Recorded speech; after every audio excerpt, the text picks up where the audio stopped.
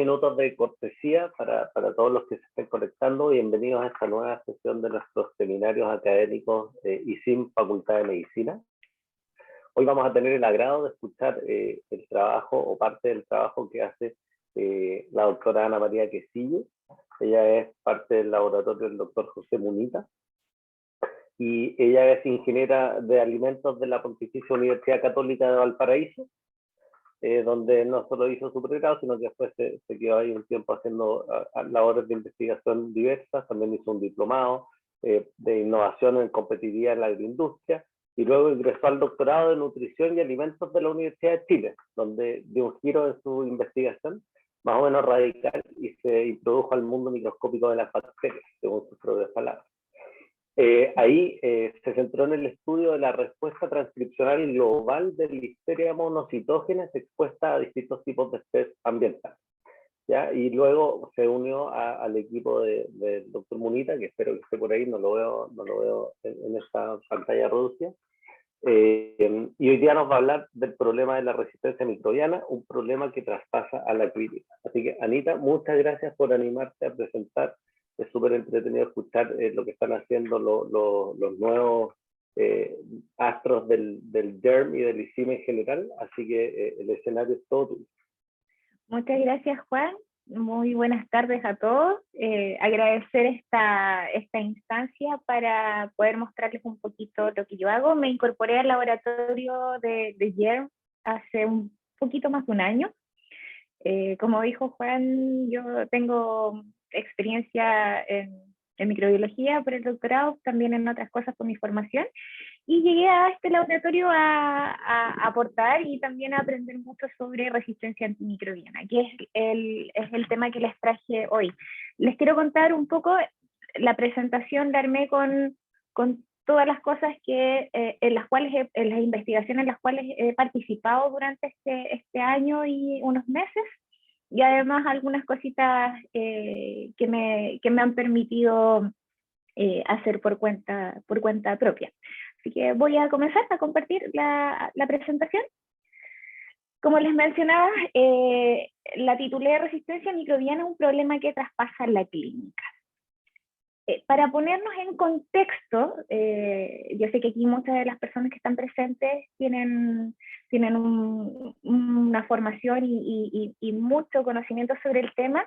Sin embargo, me gustaría repasar tres puntos que podríamos decir claves para entender qué es la resistencia de las bacterias, ¿cierto?, a los agentes antimicrobianos.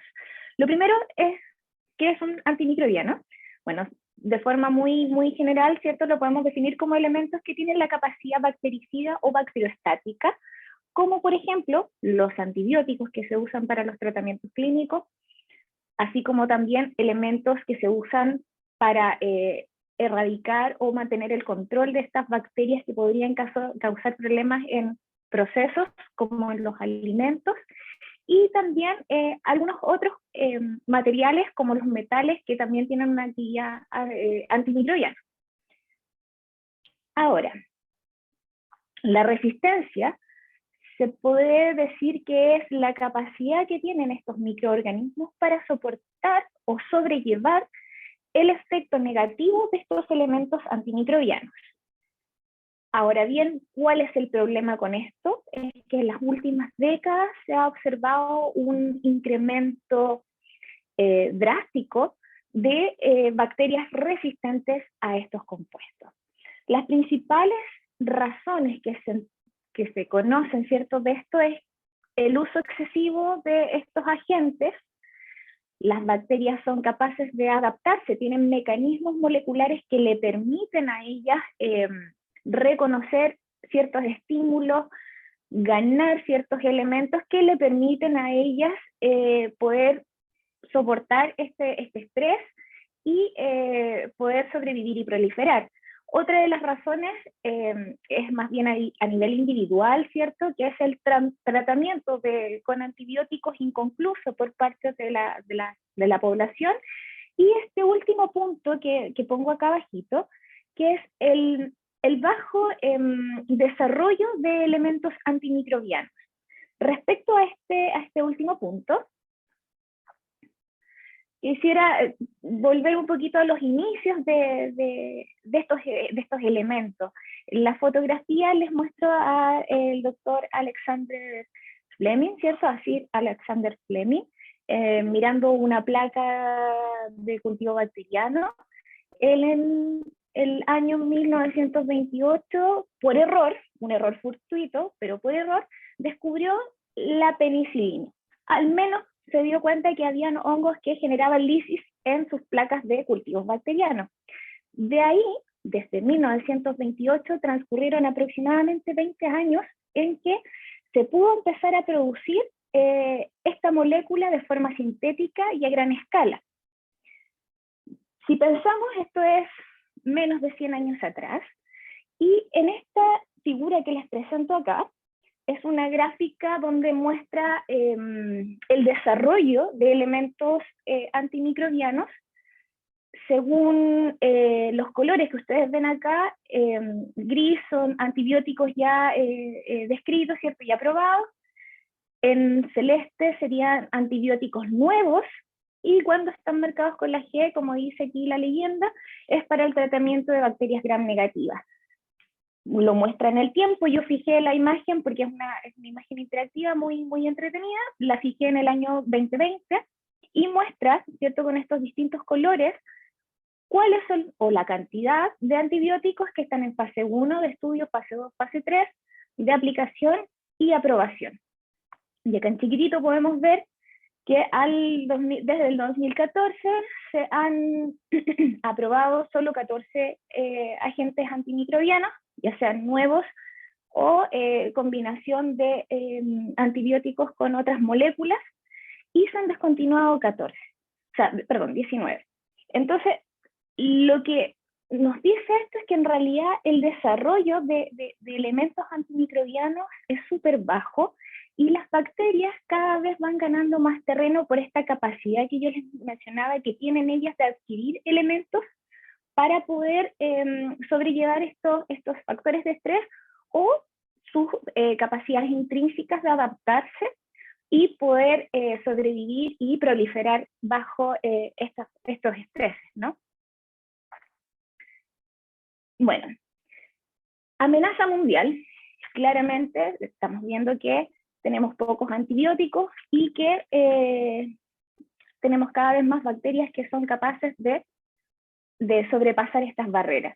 El Centro para el Control y Prevención de Enfermedades de Estados Unidos estima que más de 2,8 millones de infecciones ocurren al año solo en Estados Unidos, y 35.000 muertes son atribuidas por infecciones con microorganismos multidrogoresistentes. Un escenario parecido ocurre a nivel mundial, y en esta figura que les presento acá, lo que hace es mostrar una proyección, ¿cierto?, de las muertes atribuibles a microorganismos resistentes hacia el año 2050. O sea, si se fijan en la figura, son números bastante alarmantes. Y este no es solo un problema que aqueja a nivel de salud pública, ¿cierto? Esto también conlleva grandes gastos económicos, que son esfuerzos gubernamentales que hay que solventar. Entonces, este es un problema bastante general, el de la resistencia. Bueno, es así como en el 2017 la Organización Mundial para la Salud hizo un listado de microorganismos prioritarios para el desarrollo y diseño de antimicrobianos.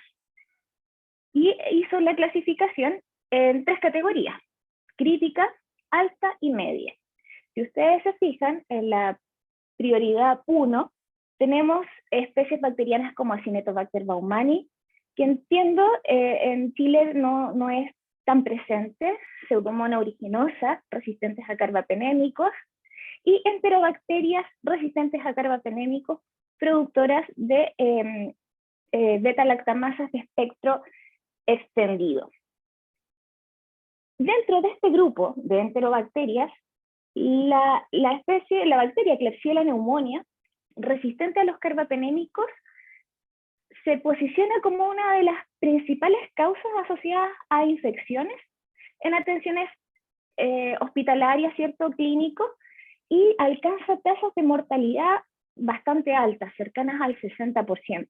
Entonces es una bacteria que llama la atención, que genera interés en entenderla, ¿cierto? En entender sus mecanismos y en elaborar elementos que puedan servir para el control de esta bacteria.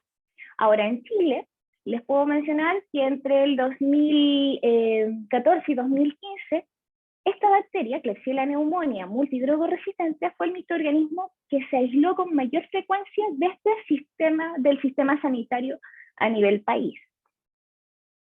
La Klebsiella pneumoniae resistente a los carbapenémicos en Chile, según un reporte realizado por Carrasco en el 2018, es resistente a una amplia gama de antimicrobianos, como la familia de los betalactámicos, ciprofloxacino, gentamicina, micacina, entre otros, que son antibióticos que se usan frecuentemente, ¿cierto?, para tratar infecciones hospitalarias.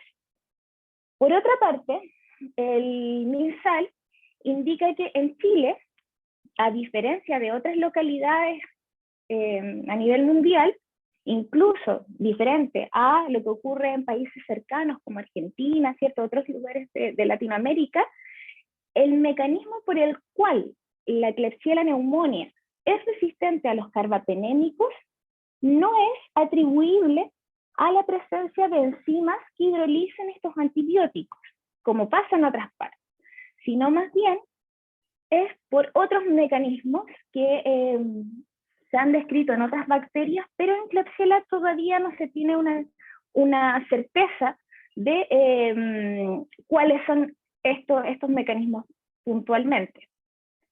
En esta gráfica, lo que les muestro también es dada por el boletín, ¿cierto?, del 2018, les presenta cuáles son los porcentajes de resistencia de Klebsiella pneumoniae a estos antibióticos carbapenémicos. Entonces, ustedes como pueden ver, la principal resistencia está dada hacia ertapenem, con algo más del 30%, luego con un poquito más de 10% a meropenem, y en una muy bajita proporción está dada la resistencia a imipenem. Entonces, ¿cómo se defienden las bacterias de alguna manera, ¿cierto? Así, a los antibióticos, básicamente se describen 4 tipos. Uno es ya sea por la modificación de la pared celular, es decir, cerrar todos los conductos por los cuales puede ingresar el antibiótico hacia la célula. Esto puede estar dado por elementos que ya están contenidos en la información genética de la bacteria en el cromosoma, pero también puede estar otorgada por la adquisición de elementos genéticos móviles que le entreguen una resistencia extra o resistencia que no tenía antes la bacteria. Otra forma es que la bacteria modifica el sitio target de los antibióticos. Por ende, el antibiótico no encuentra, ¿cierto?, a su sustrato y no hay una actividad de este. Otra forma es inactivar a los antibióticos a través de la producción de enzimas que hidrolizan, que van cortando estas estructuras, por ende pierden actividad. Y la otra forma es generar canales por los cuales se aumenta la salida de estas drogas desde el interior de la célula hacia el espacio exterior. Ahora bien, en enterobacterias resistentes a carbapenémicos se describen 2 vías principales para lograr estas 4 estrategias, ya sea por la producción de enzimas carbapenemasas, que está dado por este listado que ustedes pueden ver acá, y las no productoras de carbapenemasa, que es el caso más predominante dentro de las Klebsiellas que circulan en nuestro país. Entonces, se ha descrito, como les decía, en otras bacterias, enterobacterias, que la forma de generar resistencia cuando no son productoras de carbapenemasa es a través de aumento de bombas de salida, como en el punto 4, mutaciones en las porinas, ¿cierto?, que son estos poros que atraviesan la membrana y al perder actividad o al cerrarse, al ser más estrecho, impiden que entre el antibiótico como en la parte 1 de esta figura, y también por la producción o la expresión, ¿cierto?, de otras enzimas que son capaces de hidrolizar estos antibióticos, como la AMPC y las enzimas de beta-lactamasas de espectro extendido. Entonces, esa como a modo de contextualizarnos.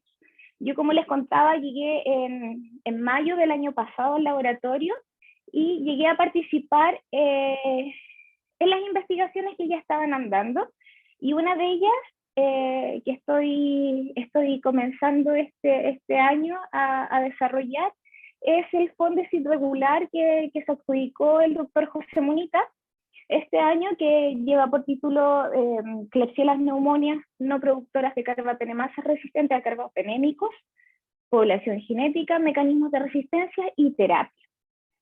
Esto en base a la problemática que ya estábamos discutiendo. Bueno, para contarles un poquito, este proyecto se está desarrollando dado que tenemos la colaboración del laboratorio, ¿cierto?, con Microbe, que dirige también el doctor José Munita, con 12 hospitales a nivel país, los cuales nos suministran de bacterias aisladas de pacientes, y nosotros podemos caracterizarlos acá en el laboratorio. Es un trabajo súper grande que se hace con varias personas que participan acá. Entonces, dentro de esta gran colección de bacterias, nosotros a la fecha tenemos muy bien caracterizadas un total de 271 enterobacterias que son resistentes a carbapenémicos, ¿cierto?, aisladas desde pacientes, donde, como ven ustedes acá en esta figura, el 73% de estas son Klebsiella pneumoniae resistentes, y el porcentaje restante son otras enterobacterias, entre todas las otras especies de enterobacterias que se aíslan desde pacientes hospitalizados.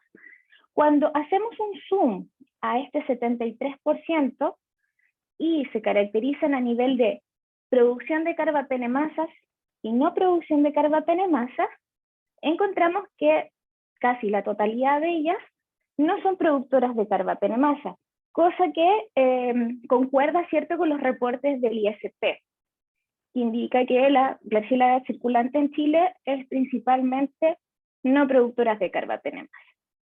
Por otra parte, también en el laboratorio se hacen estudios moleculares y genéticos, ¿cierto? Se hace la caracterización, se evalúa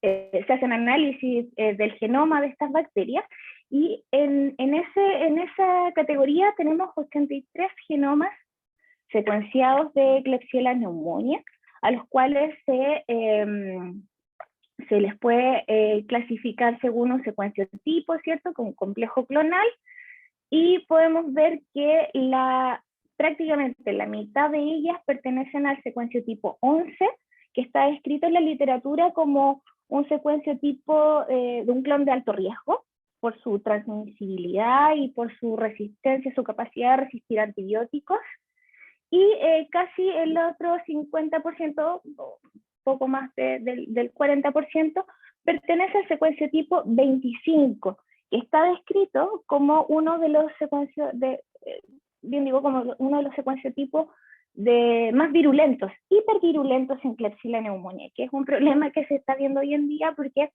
ya no solo tenemos bacterias que son resistentes a los antibióticos, sino que también son virulentas, o mucho más virulentas. Bueno, y dentro de la caracterización que se ha hecho en el laboratorio, podemos ver que esta figura lo que muestra es la susceptibilidad de estas bacterias a los distintos carbapenémicos y a Ceftazidime avibactam, y podemos observar como también concordante con la información oficial, que la mayoría de nuestras bacterias, en este caso la totalidad, son no susceptibles a ertapenem, luego a meropenem y en una muy bajita proporción a imipenem. Todo esto, ¿cierto?, realizado con un screening in vitro, con ensayos de laboratorio, ¿cierto?, de mesón. Ahora, nos vamos a centrar en el caso clínico, que es uno de los casos que llamó la atención en el laboratorio y que propició también un poco el interés por hacer este fóndesis por parte de José en este tema. Tenemos una persona, un hombre joven de 27 años, que es hospitalizado. Él ya tenía complicaciones por su enfermedad base, que era una leucemia, y durante este periodo de hospitalización evolucionó y tuvo una enterocolitis con cultivos positivos para Klebsiella pneumoniae resistente a carbapenémicos. En la figura que les muestro acá, es un extracto del artículo que fue publicado y muestra cuál fue el tratamiento. En el eje Y lo que ustedes ven son los antibióticos suministrados, y en el eje X es el tiempo de tratamiento con estos antibióticos. Con las letras de la A a la E se identifican distintos aislados de Klebsiella pneumoniae identificados, ya sea por muestras de sangre o de vigilancia, ¿cierto?, que son estos hisopados colonrectales. Y la circunferencia, ¿cierto?, se indica el momento en el cual se encontró el primer cultivo no resistente. Estas cepas, estos aislados, se mandaron a secuenciar para ver cuál era la diferencia entre ellos, porque resulta que este paciente, perdón, me voy a devolver, resulta que este paciente partió siendo sensible a ciertos carbapenémicos como meropenem e imipenem. Sin embargo, en el transcurso del tratamiento, este paciente, los aislados, ¿cierto?, de este paciente pasaron de sensibles a resistentes a todos los carbapenémicos. Entonces es algo que llamó la atención, ¿cierto?, que siendo tratado con estos antibióticos, la bacteria generó resistencia. Entonces se mandaron a secuenciar estos 5 aislados y se observó el siguiente resultado. Voy a partir desde la parte C voy a partir como al revés. En esta tabla que ustedes ven acá, se muestra a cada uno de los aislados, desde el A al D, y con una R si es que era resistente o una S si es que era sensible a los distintos antibióticos. Como ven ustedes, todas fueron resistentes desde el inicio hasta el final a ertapenem. Sin embargo, imipenem y también a imipenem fueron sensibles al inicio y luego se volvió resistente. ¿Qué nos dijo el genoma, el estudio del genoma de estas cepas? Es que hay pequeñas diferencias. De hecho, entiendo que solo la diferencia entre estas cepas, creo que eran algo así como 3 SNP, o sea, son idénticas, es la misma cepa, pero la única diferencia que se observaron fue que aumentó la amplificación de ciertos genes que codifican enzimas beta-lactamasas de espectro estrecho, como la OXA1, ¿cierto?, y OXA10, y de espectro extendido como CTXM15. Si se fijan ustedes, desde la cepa A hacia la B, ¿cierto?, en el tiempo, vemos cómo aumenta el número de copias de estos genes. Además, se observó cambios en la sporina OMPK36. ¿Se acuerdan que les decía que las sporinas son estas especies de canales por donde pueden ingresar los antibióticos? Bueno, en particular OMPK36 pareciera que perdió esta capacidad y hubo podríamos decirlo como que se cierra la membrana y podría estar impidiendo el ingreso de este antibiótico.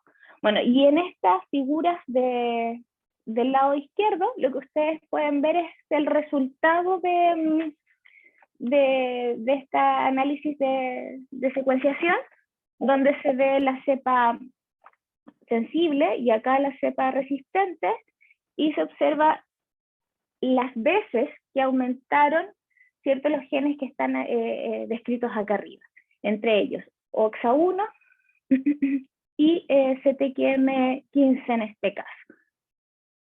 Entonces, acá entra un poco la propuesta de investigación. No quise como colocar la hipótesis como tal, sino que más bien simplificarlo y contarles cuál es el core, ¿cierto?, de esto. Entonces, la idea es que la amplificación de genes que codifican beta-lactamasas en combinación con cambios en la permeabilidad de la proteína estarían siendo relevantes en la generación de resistencia a estos antibióticos. La exposición a los antibióticos carbapenémicos sería además el principal impulsor de este fenómeno de resistencia, dada por el mayor número de copias de estos genes en el cromosoma y en los elementos móviles que tiene esta bacteria. Entonces, aquí es donde estoy trabajando hoy día, y para esto estamos haciendo la secuenciación del genoma completo de más de 200 aislados clínicos, los cuales estamos analizando su relación filogenética, la presencia de genes de resistencia cromosomales y en otros elementos móviles, además de establecer las diferencias a este nivel, ¿cierto?, genómico, de las cepas que circulan en Chile con las que están circulando en otros países y que tienen, mecanismos tan distintos de resistencia a los antibióticos. Por otra parte, estamos estandarizando junto a una tesista de pregrado, Consuelo Bolívar, un protocolo de evolución in vitro para determinar el efecto de la exposición a carbapenémicos en estas cepas resistentes a los carbapenémicos, pero no productoras de carbapenemasas. Esto es lo que estamos haciendo hoy día. Ahora, esta propuesta también tiene otra visión, y les traigo de nuevo como recordatorio esta gráfica donde les decía que el MinSal indicaba que in vitro las Klebsiellas que circulan en Chile son muy resistentes a ertapenem, menos a meropenem, y en menor medida son resistentes a imipenem. Esto nos sugiere, ¿cierto?, que como tratamiento se podría aplicar imipenem, ¿verdad? Pero la experiencia al parecer indica que imipenem in vivo se comporta de otra manera, lo mismo es cierto con el caso clínico, y que este antibiótico perdería cierta actividad en estas cepas, independiente del resultado que obtuvimos, ¿cierto?, en su caracterización in vitro, lo cual conduciría finalmente a un fracaso en la terapia. Entonces, se propone que la adición de un inhibidor de enzimas beta-lactamasa podría restaurar la actividad del imipenem. Y esta es como la otra componente que tiene este proyecto, que se va a abordar más adelante. ¿Cómo lo van a abordar, o cómo lo vamos a abordar? Es evaluando la actividad de este antibiótico solo y en combinación con inhibidores de estas enzimas en estas cepas que eran sensibles a imipenem inicialmente, ¿cierto? Y compararla con la actividad contra cepas que son totalmente susceptibles a estos antibióticos a través de la estandarización y puesta a punto de un modelo de farmacocinética farmacodinámica. Entonces, esto es lo que estamos viendo hoy día en YERM, así es como se está abordando esta problemática de la resistencia a los antibióticos con este modelo bacteriano, que es uno de los más relevantes, ¿cierto?, a nivel de salud pública a nivel mundial y también a nivel nacional. Ahora bien, en el título yo les puse un problema que traspasa la clínica. Efectivamente, les muestro acá este iceberg, ¿cierto?, porque lo que nosotros vemos y lo que la gente ve en general cuando se habla de problemas de resistencia es lo que pasa a nivel clínico. Sin embargo, este problema es mucho más grande y es mucho más amplio. Y entran en juego varias cosas, que es la salud de los humanos, la salud animal y la salud ambiental. Entonces, en este sentido, les quería mostrar esta imagen que salió en un reporte en Nature el 2018, que muestra cuál es la relación que tendría, que tendría estos tres componentes, ¿cierto?, en el aumento de la resistencia a los antimicrobianos. Como se muestra muy bien acá, a nivel hospitalario, ¿cierto?, nosotros tenemos la principal generación de infecciones nosocomiales, ¿cierto?, estas infecciones intrahospitalarias hacia los individuos. Estos, a su vez, en las líneas continuas, podrían estar generando un aporte de estas bacterias resistentes a las fuentes de agua, a los lugares ambientales, ¿cierto? Por otra parte, también hay un uso excesivo de estos antibióticos en el cultivo de animales para fomentar su crecimiento. Entonces, estos animales también podrían contribuir con bacterias resistentes al medio ambiente, a las fuentes de agua, al humano, y también esto es una red muy compleja, porque también podrían estar involucrados incluso hasta aves e insectos que sirven como vectores, que ellos están en contacto, ¿cierto?, con el ambiente o con los animales que tendrían esta presencia de bacterias resistentes, y ellos a su vez podrían estar llevándolas, ¿cierto?, a los lugares urbanos donde podría estar en contacto con los seres humanos, y así hacer esta conexión como global de la transmisión de bacterias resistentes.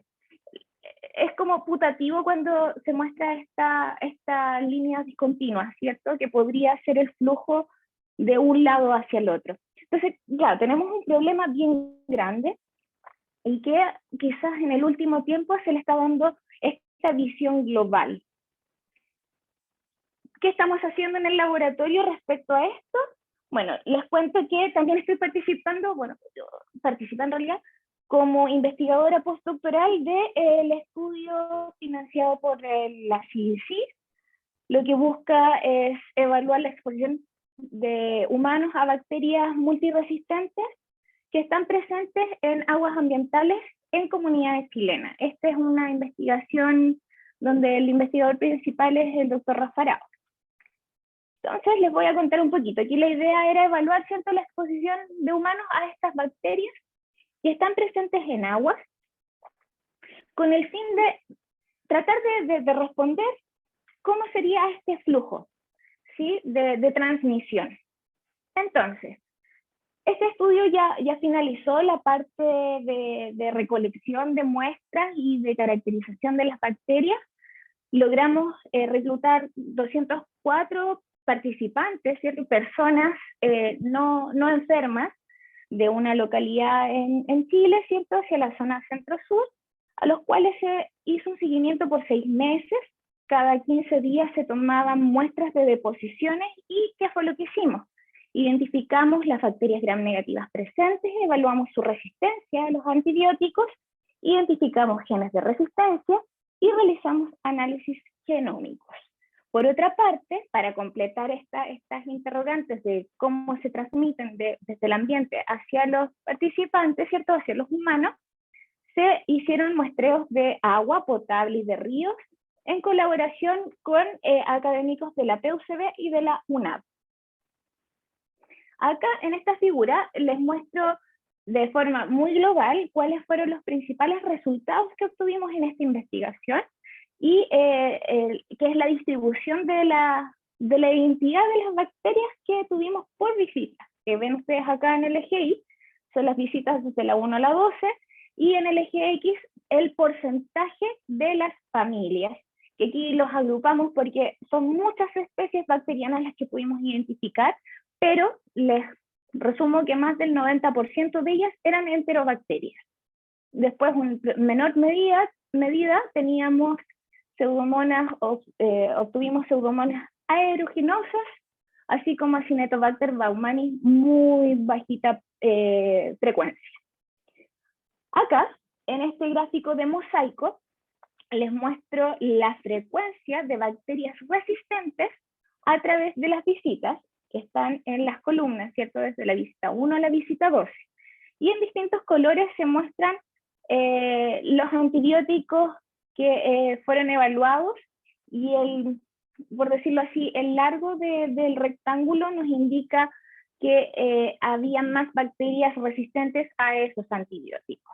De forma general, mencionar que obtuvimos una resistencia muy amplia a ampicilina, también a ciprofloxacino, lo cual nos indica que el uso y quizás el mal uso de estos antibióticos por parte de la ciudadanía y también de las prácticas clínicas.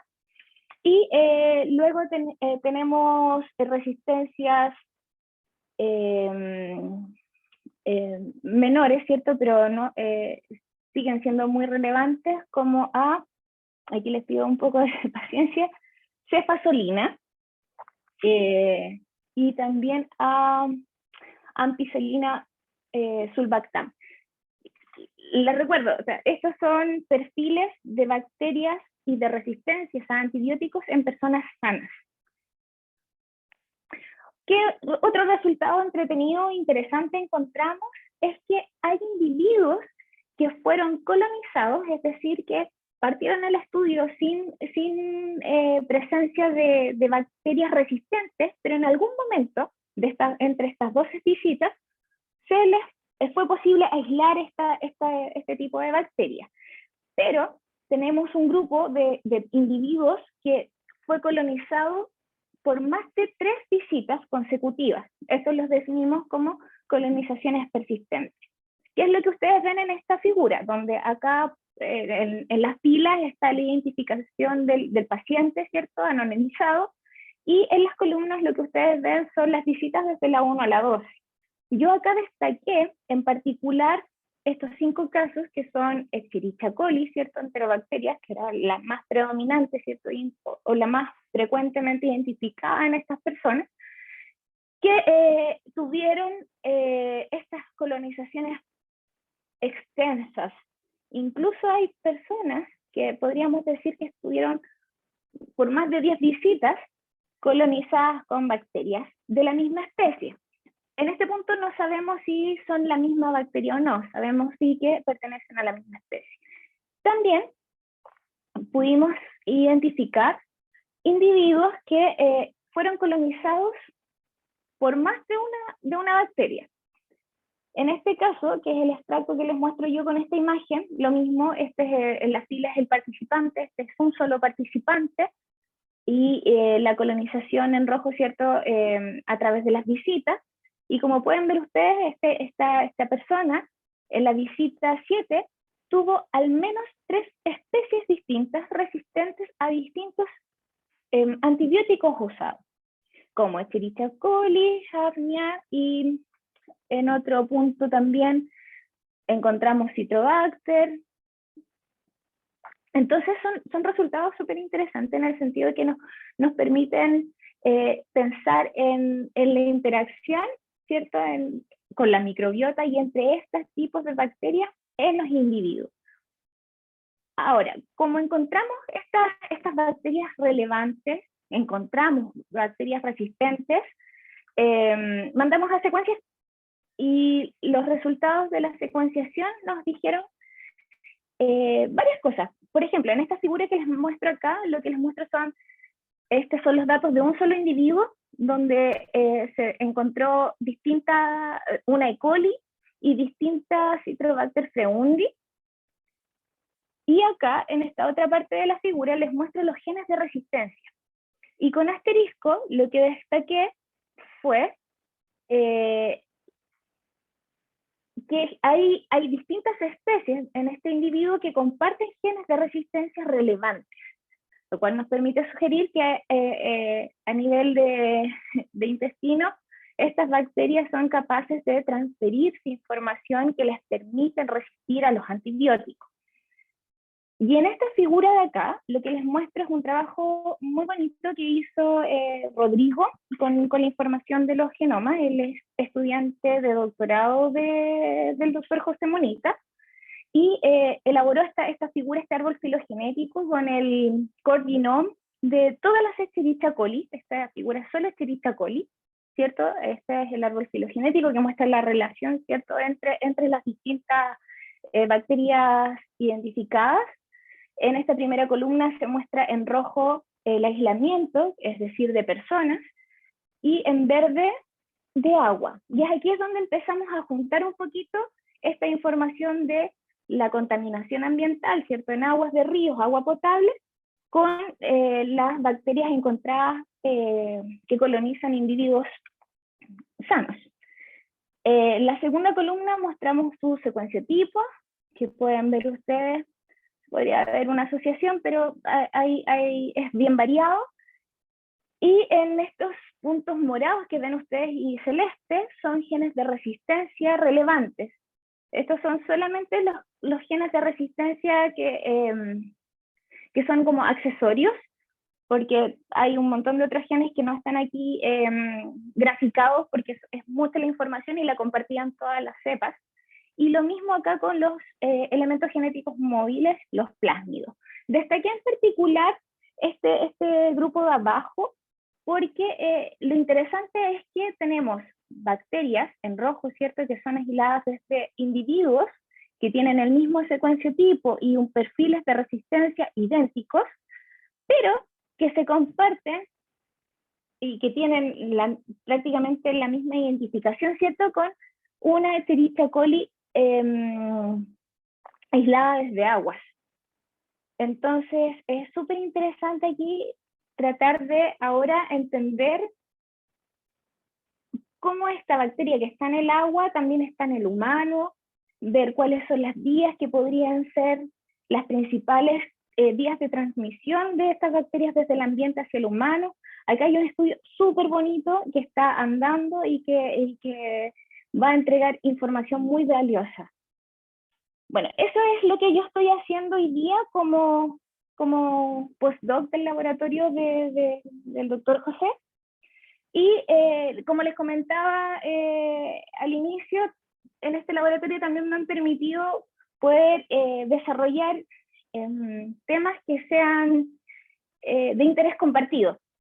Como les contó Juan al inicio, en mi tesis doctoral yo trabajé con Listeria monocytogenes, un patógeno alimentario, y evalué el efecto del estrés en la expresión global de esta bacteria, y trabajé en particular con cobre y frío.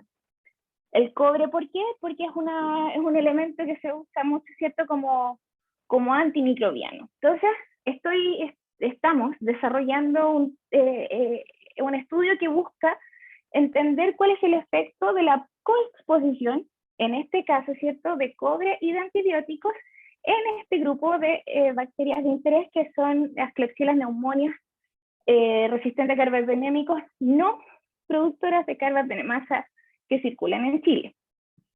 Entonces, rapidito les quiero contar que, bueno, el cobre ya les adelantaba, es un excelente antimicrobiano, existe mucha evidencia que lo avala, se ocupa en distintas áreas de aplicación como la agronomía, el textil, química, etc. Y está siendo fuertemente impulsado su uso a nivel hospitalario para el control de microorganismos patógenos a nivel ambiental, ¿cierto? Y así tratar de controlar las infecciones nosocomiales. En general, las bacterias, muy rápidamente, tienen mecanismos para poder controlar el cobre al interior de la célula, porque ellas la necesitan, es un cofactor enzimático para poder cumplir con sus funciones metabólicas. Sin embargo, como tiene esta dualidad de ser un elemento necesario pero también tóxico, las bacterias han desarrollado mecanismos para poder expulsarlo. Y sin entrar en detalles para no aburrirlos, ¿cierto?, porque ya estamos casi en la hora, estos mecanismos están codificados en su cromosoma, y también hay elementos extras que son encontrados en elementos genéticos móviles que otorgarían o podrían estar ayudando, ¿cierto?, a aumentar la tolerancia de estas bacterias al metal. Entonces, en este sentido, nosotros nos preguntamos, bueno, ¿y qué pasa con Klebsiella? Y la verdad es que hay muy poquita información, y aprovechando, ¿cierto?, esta colección grande que tenemos de bacterias aisladas clínicamente, y que se han hecho la secuenciación de su genoma. Aquí de nuevo Rodrigo nos ayudó con este análisis, y lo que les presento es el resistoma de Klebsiella pneumonias de distintos secuenciotipos, 11 y 25, yo ya les había contado que 11 es un clon de alto riesgo, perdón, y 25 está asociado a cepas hipervirulentas, y podemos ver que su resistoma tiene distintos perfiles según el secuenciotipo. Y también encontramos que además de los genes naturales que tienen las bacterias para manejar el cobre, ¿cierto?, la homeostasis del cobre al interior, encontramos que las cepas principalmente asociadas al secuenciotipo 25, es decir, las más virulentas, tienen como patrón genes extras que están asociadas a un plasmidium que le ayudarían a manejar el estrés por el metal.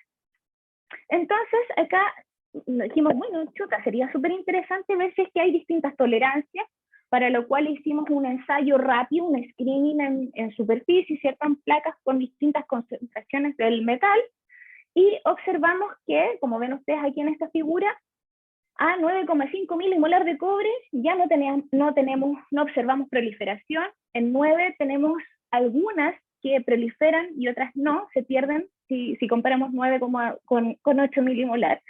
Y cuando aplicamos un análisis para ver si es que existía esta asociación, encontramos que teníamos una asociación positiva. ¿Qué quiere decir esto? Que pareciera que las cepas que tienen estos elementos extras de manejo del metal podrían estar siendo más tolerantes que las que no tienen estos genes extras. Cabe mencionar que estamos hablando de un rango muy estrecho de concentración del metal. Entonces, después dijimos, vamos a ver entonces qué pasa a nivel de proliferación, qué pasa con la capacidad que tiene la bacteria para sobrevivir y reproducirse en ambientes con cobre. Entonces, yo acá solamente les muestro dos cepas, una sin genes accesorios de cobre y la otra con genes accesorios de cobre. Esto lo hicimos con un N un poquito más grande, pero el comportamiento fue el siguiente.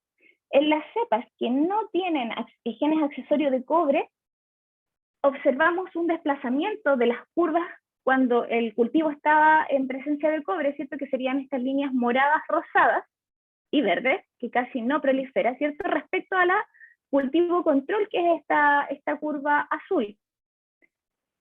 Y mencionarles que utilizamos concentraciones de cobre cercanas a la mitad de la concentración mínima inhibitoria, muy cercana a la mínima inhibitoria y por sobre la mínima inhibitoria en placa.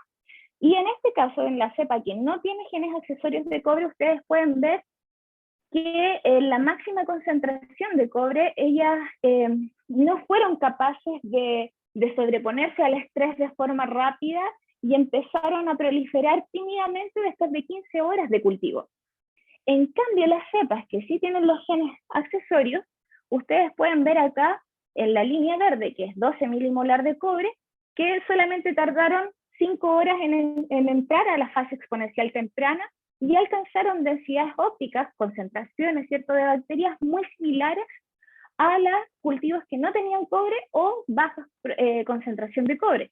Resultado súper interesante y que también nos ayuda a entender o a dar más soporte a los resultados de MIC. Entonces, después dijimos, bueno, ¿y qué pasa si estas dos cosas se encuentran, estos dos factores de estrés, es decir, el cobre y también los antibióticos de importancia clínica, se juntan en un cultivo bacteriano? Esta es una primera aproximación, ¿cierto? Porque esto no es una superficie de metal, esto es un medio cultivo, pero queríamos ver si es que existía alguna señal que nos dijera algo. Entonces tomamos una bacteria sin genes accesorios y con genes accesorios y las cultivamos en placas sin metal, placas con 4 milimolar de cobre y en placas con 8 milimolar de cobre. Recuerden, 4 milimolar es cercano a la mitad de la MIC y 8 milimolar es una concentración muy cercana a la MIC. Y resulta que luego le pusimos tiras y test de distintos antibióticos, imipenem como representante de los carbapenémicos, tigeciclina, que es otro antibiótico que se utiliza mucho en tratamientos clínicos, y el Casabi, ¿cierto? Que es esta combinación de antibióticos con un inhibidor de beta-lactamasa. De forma general, ustedes pueden ver acá que nosotros pudimos observar que el diámetro que se observa acá, este halo, es la inhibición, empieza a ser más pequeña a medida que aumenta la concentración del metal en el medio. Esto se fue de forma más fácil, ¿cierto?, con esta gráfica, que es para cada uno de los antibióticos. En el eje Y están las concentraciones, ¿cierto?, de las cuales de antibióticos, y en las columnas, ¿cierto?, en el eje X, ustedes pueden ver cuál fue el medio, es decir, medio sin cobre, con 4 milimolar de cobre y 8 milimolar de cobre. ¿Qué fue lo interesante que encontramos acá? Es que, por ejemplo, para el antibiótico con el inhibidor de enzimas, observamos que a medida que aumentaba la cantidad de cobre en el medio, la mix aumentó, pero tímidamente, y según la reglamentación, ¿cierto?, las normativas que nos indican si una bacteria es resistente o no, para este caso ninguna de las bacterias se volvió resistente. Sin embargo, ocurrió algo muy interesante cuando observamos imipenem y tigeciclina. Sí, en los dos casos pasó lo mismo. Cuando nosotros expusimos a las bacterias al antibiótico y a altas concentraciones del metal, 8 milimolar, las bacterias aumentaron su resistencia al antibiótico y se volvieron totalmente resistentes. Cosa que es un poco alarmante, ¿cierto? Y aquí nos abre muchas preguntas. ¿Qué es lo que está pasando con la bacteria? ¿Por qué ella, al estar en contacto con dos factores de estrés, es capaz de generar más resistencia? Porque uno pensaría que si le estoy pegando por dos lados a la bacteria debería debilitarse, pero resulta que no. Entonces, por aquí entra la curiosidad y el interés en particular mío de entender cómo esta bacteria es capaz de regular el mecanismo transcripcional que tiene, ¿cierto?, sus herramientas que ya tiene la bacteria, y cómo es capaz de arreglar y modular, ¿cierto?, esta respuesta para poder generar esta resistencia. Bueno, hay hartas preguntas que quedan abiertas, hay hartas investigaciones que se pueden, que derivan de estos resultados que les mostré en esta oportunidad. Y nada, pues contarles que estamos con hartas ganas de seguir investigando y descubriendo cosas. Esa era la presentación que les tenía para hoy. Me extendí un poquito, lo siento por la hora, pero los invito a que si tienen preguntas las puedan hacer libremente. Muy buena presentación. Gracias, gracias. Ana, gracias por tu presentación. Me llamó mucho la atención el título cuando tú decías resistencia microbiana que traspasa la clínica. Me encantó ver que están haciendo, combinando los factores medioambientales con la resistencia, y ese estudio que mostraste con esa combinación de los dos elementos. Y te quería sacar un poquito de la Klebsiella y pensar ahora, ¿qué está pasando en que hoy ya llevamos 2 años con un uso excesivo de elementos como el amonio cuaternario, como el alcohol gel en distintas concentraciones, el cloro, y este cobre que, claro, en un principio apareció harto dentro de las clínicas y los hospitales, pero que hoy día uno se puede dar cuenta que va a un lugar, un restaurante, y la barra tiene cobre, y hay más elementos que El metro tiene cobre. El metro tiene cobre, entonces estamos aportando muchos más elementos, y no sé si esto a largo plazo va a tener alguna modificación en estas bacterias, entendiendo que el estudio también ustedes lo hicieron en sanos. Yo ni siquiera estoy pensando qué va a pasar en los hospitales, donde ya hay un excesivo uso de estos agentes. Sí, mira, no, por tiempo no lo coloqué, pero hay unas gráficas bien entretenidas y actualizadas de cómo ha aumentado la resistencia a estos elementos antimicrobianos en clínica con la pandemia.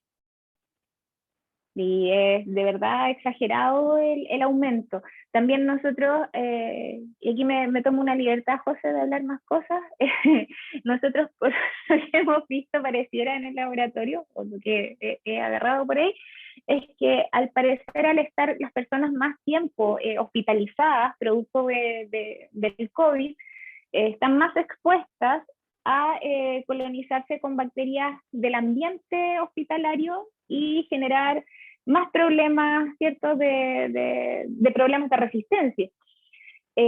Ahora bien, el tema del cobre es bien interesante porque es súper buen antimicrobiano, no, eso no cabe duda. El problema es que las bacterias son súper hábiles para poder adaptarse a estos ambientes. O sea, no por nada están antes que nosotros en este planeta. Entonces, ellas son capaces de modular los genes que ya tienen y poder combinarlos para optimizar su respuesta. Y también son capaces, porque son súper sociales, entonces ellas son capaces de tomar elementos de otras y aumentar su resistencia. Entonces, ¿qué es lo que pasa? Y que por mi background, ¿cierto?, en alimentos les puedo contar, que es cómo se controlan en la industria, porque las bacterias son ubicuas. Entonces, en alimentos donde se usa mucho, ponte tú, los amonios cuaternarios, los sanitizantes y otros detergentes, la estrategia que mejor funciona es no dejarlas adaptarse. Entonces tú diseñas planes de limpieza, por decirlo así, desinfección, con cortos tiempos y con estreses muy extremos. Entonces ponte tú, en la mañana se limpia con bases, en la tarde se limpia con ácidos. Entonces, claro, las pocas células que quedan viables, ¿cierto?, de las bacterias no son capaces de reaccionar rápido, porque ellas necesitan un tiempo para adaptarse. Ellas primero sensan, ¿cierto?, el estrés, ellas modifican la expresión de sus genes, luego ellas tienen que generar la enzima o generar la forma en que ellas se van a defender. Entonces, yo creo que el secreto no es sacar el cobre es súper bueno. De hecho, muchos estudios muestran que tú pones superficies de cobre y la carga microbiana baja en media hora 3 log. Eso es bastante, eso es mucho. No más que hay que hacer estrategias más inteligentes, hay que tratar de generar combinaciones que sean adecuadas para que las bacterias no sean capaces de adaptar, en mi opinión. Creo que va por ahí la cosa. Eso sí, veo manitos, veo manitos de Gonzalo. Hola Ana, Hola. ¿Qué tal? ¿Cómo estás? Tengo 2 o 3 preguntas cortitas. Uno, ¿cómo se equipara el diseño experimental de ponerle cobre en solución en el medio de cultivo versus una barra de cobre metálico que está en el metro? ¿Ya? ¿Es muy distinto? Por eso, entonces, cuando uno compara, cuando uno dice que en el metro hay cobre, que las camillas son de cobre, en realidad es un cobre que es súper distinto al que tú le estás metiendo en una solución acuosa. Entonces, a lo mejor el cobre metálico es súper buen antibacteriano, pero en el otro no tanto. No sé, lo planteo para ver ¿Te refieres a cobre metálico a superficies del metal? A una superficie de cobre, claro, que no crezcan bacterias en el tubo de cobre, no significa... Claro. que la bacteria es distinto a meter una solución de cobre en un medio de cultivo. Entonces, ¿cómo tú comparas esas dos cosas? Y lo otro es respecto al número de copias que tú mencionaste que estaba aumentado en la primera parte de tu presentación, cuando secuenciaste, mostraste que había mayor número de copias en genes de resistencia, pero el gráfico en realidad no era de número de copias, era profundidad de secuencia. Uno podría decir que es número de copia o no. Entonces, por ahí va es una pregunta más técnica, pero eso, si realmente es número de copia, secuenciaron por Sanger y vieron que está en tándem el gen, está en otra parte del genoma, está en plasmidios, ¿cómo saben que realmente es un mayor número de copias? Ya, mira, respondiendo a tu primera pregunta, claramente las aproximaciones experimentales son súper distintas. Cuando yo pongo a una bacteria en crecimiento planctónico, ¿cierto?, donde está expuesta por todos lados a iones de cobre, que cuando está expuesta a una superficie. Ahora, las superficies de cobre, es una pregunta que siempre he tenido, ¿cuál es la liberación de iones de cobre? Porque bueno, el cobre tiene esta dualidad de ser carga +2 y carga positiva nomás, y estas tienen distintas actividades. De hecho, solo el cobre +1 es el tóxico, que es el que va a matar a la bacteria, no el cobre metálico, que sería el cobre +2. Por eso te preguntaba a qué te referías con metálico, si era a la superficie o a la carga del ion. La superficie versus Claro. la solución. Claro. Sería No, cobre entonces, cero, ¿no? La superficie claro, entonces, sería cobre cero. Entonces no tienes tanta liberación de iones de cobre. Entonces, pero hay una actividad bactericida. Entonces, claro, hay que entender, creo yo, yo creo que hay que entender, por ejemplo, cuál es la liberación, la capacidad de liberación de iones desde una superficie, pero cuando tú haces el approach desde el cultivo en medio, en caldo, lo que tú buscas es un poco de entender cómo se comporta, cómo reacciona la bacteria. Efectivamente, dentro de los planes está hacer cosas como experimentos un poco más aplicados, ¿cierto? Que sean con aleaciones de metales, porque el cobre tampoco lo puedes usar como tal porque se oxida muy rápido, entonces también tendrías como una contaminación. Hay que seguir estudiando el cobre, hay harto para estudiar, y esa es la idea, entenderlo, entender cómo las bacterias pueden reaccionar o responder a este estrés, y a la combinación de estreses, porque finalmente tú en un laboratorio, claro, vas a limpiar un montón de factores y vas a ver el efecto solo del cobre, pero las bacterias en el ambiente no están expuestas solo a cobre, están expuestas al antibiótico en el caso de la clínica, a los detergentes, a los amonios cuaternarios, a un montón de otras cosas. Entonces esa es la idea de estudio, pero claro, primero hay que empezar a evaluar factores por separado. Ahora, respecto a la segunda pregunta, ahí me declaro pillada. Yo puedo contestar, Anita. Ya. Muy cortito. O sea, lo que hicimos, Gonzalo, fue hacer nanopore, que te permite long read sequencing para poder cerrar el cromosoma completo y aislar los plasmios primero. Entonces vimos cuántas copias había del gen inicialmente. Y después lo que presentó la Anita no es coverage, es la estimación del número de copias por sobre el basal. Y lo que se hace básicamente es usar un pipeline que te permite corregir justamente por coverage, adaptar, o sea, ajustar por coverage de genes esenciales, y eso te permite estimar cuánta la duplicación de genes. Y la última forma, que es lo que vamos a hacer en el Fondesit, es hacer nanopore en todas. En este paper hicimos nanopore en la primera solamente, y después hicimos MySeq en las que siguiente, y lo que vamos a hacer en el Fondesit es hacer long read sequencing en todas. Y saca, pero no hay plasmidios metidos en esa secuenciación.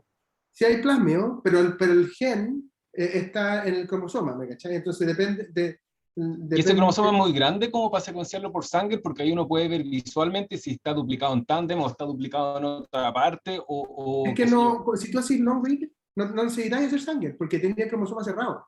Sabéis exactamente dónde está cada gen. No tení dos contigs. Cuando se consigue una bacteria por nanopore, o 3 contigs. ¿Me cachai? Eso es lo que tení. No es una secuenciación cortita, ¿me cachai? Como las bacterias no son tan grandes, te permite cerrar el cromosoma completo y resolverlo, básicamente. Okay. Eso, veo, gracias José, gracias. Veo otras manitos, Andrés Klein. Gracias, Ana, sí. Felicitaciones a ti, bueno, y a todo el equipo, obviamente, son puros cracks. Pregunta demasiado básica, a lo mejor, pero ¿existen transportadores de cobre en las bacterias bacterias y que pudiera ser de que se estuvieran activando y sacando el cobre, que una cosa es distinto a lo que esté el cobre afuera en el medio de lo que esté dentro de la bacteria. Y lo otro es si es que ocurre lo mismo en casos de infección en un organismo completo. Estoy pensando a lo mejor en la placa de cultivo, ustedes ven de que el cobre junto con el antibiótico tiene efectos antagónicos, pero si infectan un ratoncito, a lo mejor funciona. Eso. Mira, respecto al tema de cómo las bacterias manejan el cobre, como es un micronutriente esencial, ellas sí o sí lo necesitan para funcionar, las bacterias tienen un sistema de manejo que se llama, ¿cierto?, homeostasis del metal. Entonces ellas tienen enzimas que atrapan el metal, que funcionan como chaperonas, sobre todo el cobre más 1, que es el tóxico, entonces ellas lo retienen para que no exista un exceso de este metal dentro del interior de la célula y genere estrés oxidativo y daño a nivel lipídico, cierto, de DNA, etc.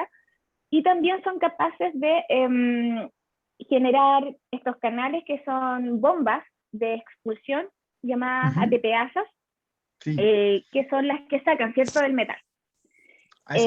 Por ahí apuntando yo.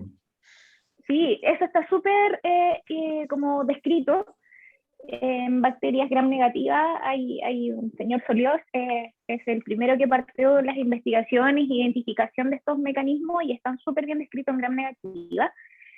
Nosotros a través de los datos genómicos pudimos ver que también nuestras Klebsielas tienen estas ATPasas, ¿cierto? Tienen el regulador transcripcional porque ellas no expresan a cada rato estos elementos, sino que necesitan sensarlo, tener el estímulo para empezar a producirlo, si no, energéticamente no es viable.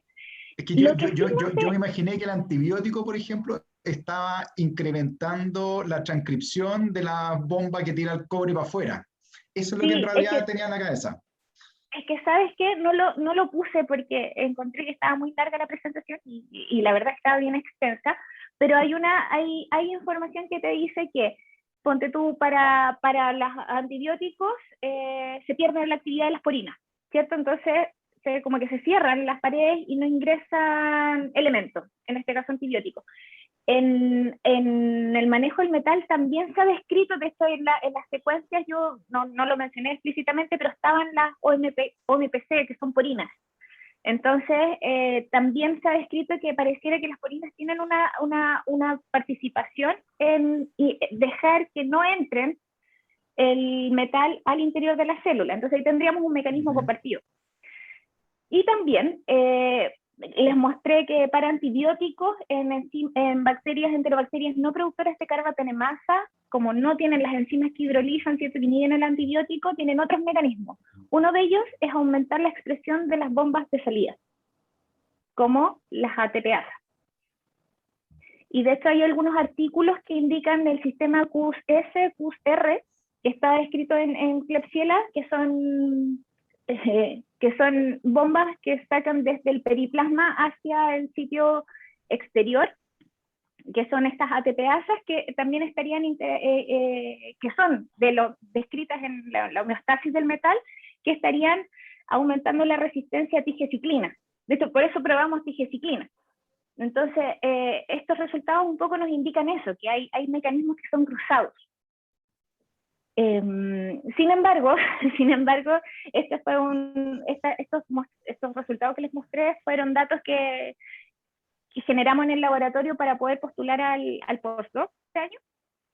Y en la jugada, en la apuesta, es que están estos elementos que son compartidos, ¿cierto?, que responden ya sea al cobre o al antibiótico y que podrían estar coayudando, ¿cierto?, pero que también habrían elementos que son particulares, porque en general lo que yo he visto en mi experiencia, que no es mucha, pero lo que he visto es que las bacterias, cuando tú mezclas factores de estrés, ellas los identifican como un estrés distinto, que no es lo mismo que la exposición al antibiótico o la exposición al metal, sino que es como un nuevo estrés. Entonces ahí está un poco la apuesta, que ojalá nos vaya bien. Eso. Y no sé si se me quedó en el tintero otra pregunta. No, Perdón. se han probado en vivo las combinaciones, Ah, infectando... pucha, no. Nosotros no, y hay poquitos estudios respecto a esto, pero igual el uso del cobre no es tan antiguo. Lo que sí he visto son artículos, ponte tú, si queremos vender cobre, entonces tenemos que hacer los experimentos. Sí, bueno, por lo mismo está el interés de que salga este postdoc. Pero sí lo que he visto, ponte tú, porque una de las defensas del organismo cuando hay una infección es bombardear a las bacterias con cobre. Y hay una movilización, cuando tú se ha visto en infecciones urinarias, que hay una movilización del metal hacia la zona donde estarían los patógenos para poder bombardearlo. O sea, insisto, el cobre funciona, es súper buen antimicrobiano. No más que hay que pensar que no va a matar quizás a todas las bacterias y va a quedar una pequeña población. Entonces hay que entender a esta pequeña población que probablemente va a poder después como dominar el ambiente y entender las consecuencias que eso va a tener, porque imagínate, tenemos bacterias más resistentes.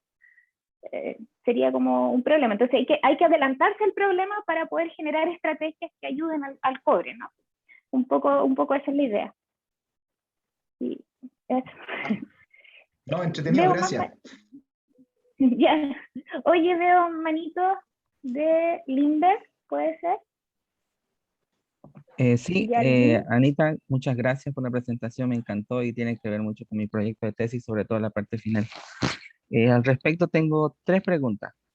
En cuanto al diseño experimental, cuando ustedes combinaron imipenem con cobre, ¿eso lo hicieron de manera simultánea? Porque, o sea, viendo la estructura del imipenem, tiene un grupo sulfidrilo que podría oxidarse por el cobre y a raíz de eso se podría evidenciar una, entre comillas, resistencia, pero no al imipenem, sino a otro compuesto. Entonces, no sé si sería... Esa es la primera. La segunda, si estos mecanismos de resistencia ya sea por activación de bombas ATPasas o por INA, son dosis dependientes del metal, porque hablabas tú que a mayor dosis del metal se podía evidenciar esta resistencia. Y a continuación de esta, si ustedes probaron o vieron en la literatura si hay algo descrito o si sucede lo mismo con el uso de nanopartículas de cobre. Gracias.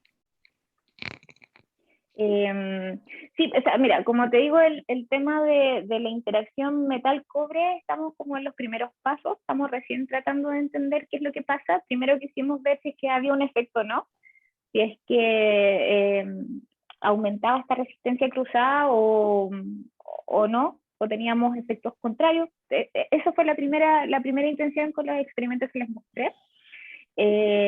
Cabe de todas maneras entender cuál es la interacción entre el metal y el cobre, ¿cierto? Y la molécula de los antibióticos, pero menciono solamente que por eso probamos más de una familia, ¿cierto? Un carbapenémico y una perteneciente a la tetraciclina, que tienen estructuras distintas, y observamos que aumentaba en ambos casos la resistencia a estos antibióticos.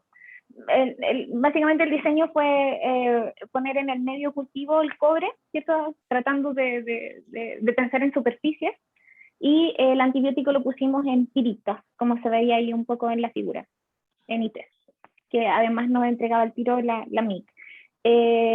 Dosis dependiente, sí, o sea, como te decía, la dualidad del cobre necesita que sea manejado, entonces está este regulador transcripcional que sensa la cantidad de cobre, cambia su estructura conformacional y empieza a producir, a expresar, ¿cierto?, estos genes que codifican ya sea ATPasas o chaperonas, pero es necesario un poco de cobre sí o sí. Pero no sé si me estabas preguntando por concentraciones exactas, no sé en qué momento se activa la expresión de estos genes. Y nanopartículas, sí, hay un montón de estudios de nanopartículas de cobre en combinación con otros metales. como te digo, hay harto interés por el efecto antimicrobiano del cobre, porque es súper bueno. Pero como te digo, el interés de nosotros fue un poco observar qué pasaba con esa parte de la población de las bacterias que no se mueren con el cobre. Esa fue más o menos la visión que tuvimos y cómo dirigimos un poco estos experimentos. María Belén. Sí, Anita, felicitaciones por tu capacidad amplia ahí de abordar varios temas. Así que muy linda la presentación. Mi duda es, básicamente, a lo que siempre se apunta, y lo que tú dijiste, no dejar a las bacterias adaptarse.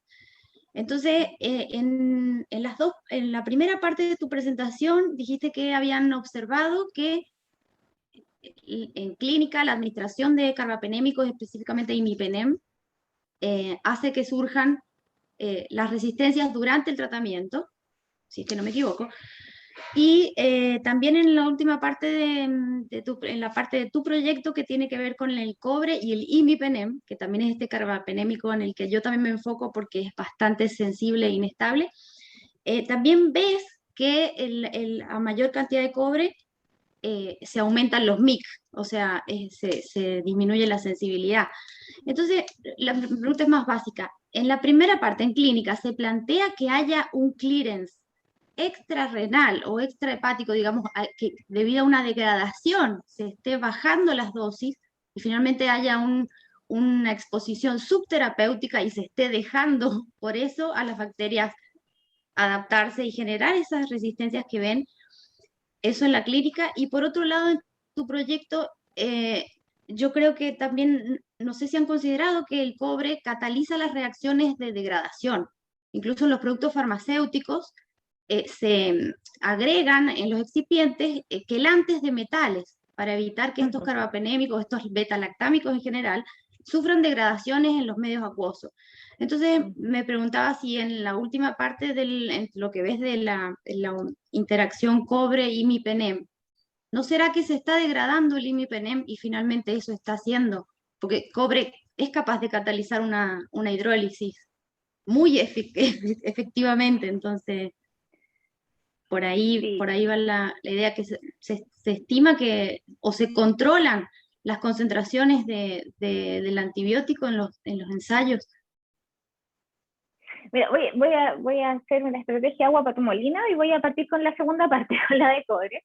Es súper relevante el punto que mencionas, María Belén, porque efectivamente nosotros en esta primera aproximación, que te digo, fue muy ver qué pasaba, no controlamos, ponte tú, la cantidad de imipenem que podría estar generando una actividad antimicrobiana, ¿cierto? No la controlamos. Creo que con estas conversaciones se me abrieron muchas como antenitas de dónde tengo que poner el foco para los siguientes ensayos. Pero no los controlamos. Y efectivamente, sí, o sea, hay que agregar muchas veces para poder atrapar estos elementos que son desestabilizadores de moléculas. Así que sí, de todas maneras ese es un foco que voy a tener que poner en prioridad para poder evaluar la interacción cobre-antibiótico. Y por el otro lado, la clínica, les soy súper franca y se me fue estaba mirando que estaba mi Salvador, pero no lo veo. La verdad no te podría responder esa pregunta hoy día. No, a ese nivel no conozco, lo desconozco. Así que, pucha, terminé ahí mal la presentación. No, está bien, sí, igual después hay oportunidad de conversar, clínico. Así que gracias. Ya, súper. Eso, bueno, eso sería entonces, me imagino, no veo más manitos, así que Juan me dejó la tarea de agradecerles la presencia y de despedirlos y despedirme. Así que nada, muchas gracias a todos los presentes. Espero que haya sido interesante la presentación de hoy. Y bueno, eso, que tengan bonita tarde. Muchas gracias.